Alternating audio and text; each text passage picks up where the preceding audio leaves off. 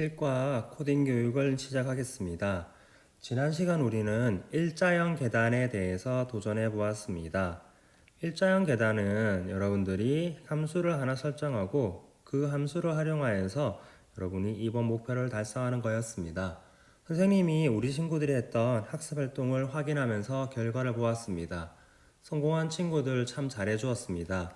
그런데 이 코딩 교육에서 핵심은 여기 나와 있는 설명 기능들 또는 단계들을 하나씩 밟으면서 그 명령어를 최대한 간단하게 해서 달성하는 게 목표가 되는 겁니다. 실제로 이거 같은 경우에도 move forward, collect gem 그리고 turn left 해서 길게 작성해서 아주 긴 문장으로 해도 완성할 수 있어요. 하지만 그렇게 할 경우에는 실제 내가 프로그래머가 되었을 때는 너무 많은 연산식이 나와서 올바른 프로그래밍을 할 수가 없겠죠. 그래서 선생님이 여러분에게 강조하는 것은 명령어는 최대한 간단하게 작성하는 겁니다. 그리고 그러기 위한 기능들을 우리가 하나씩 배우는 것입니다. 이번 같은 경우에는 여러분들이 함수를 미리 설정해서 본 명령어는 매우 간단하게 정리해서 목표를 달성하는 것이었습니다. 선생님이 예시로 첫 번째 collect gem turn around라는 이 명령어는 여기에 나와 있었습니다. 그렇죠? 그러면은 이거를 지금 정확한 정답은 여기 있는 solve row라는 세 가지 명령어로 그냥 끝내버리는 겁니다. 선생님 무슨 말이죠? 여기 collect gem turn around 첫 번째 명령이 있으면 두 번째 함수를 새로 또 만드는 겁니다. 그 함수의 이름을 solve row라 하고 그 안에다가 solve row라는 두 번째 함수 안에 첫 번째 만들었던 함수를 집어넣는 거죠.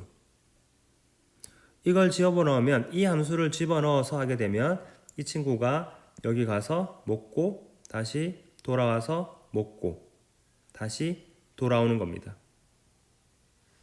그래서 이 명령어를 collect gem turn around 명령어를 집어넣은 다음에 그걸 활용한 solve라는 두 번째 명령어를 만들고 실제 선생님 같은 경우에는 본 명령어는 solve row를 3번 넣는 것으로 끝내버렸습니다. 하지만 실제로는 엄청나게 길겠죠. 하지만 그런 긴 것들은 함수로 정리를 하고 실제 본 명령어는 단 3줄의 명령어 solve row, solve row, solve row 3개로 끝내버린 겁니다. 이렇게 하는 것이 조금 더 정확한 정답이라고 할 수 있는 것입니다. 자, 그럼 혹시라도 내가 한 거랑 이게 좀 다른 친구는 자신의 걸 한번 수정해서도 한번 해도 큰 도움이 될 것 같습니다.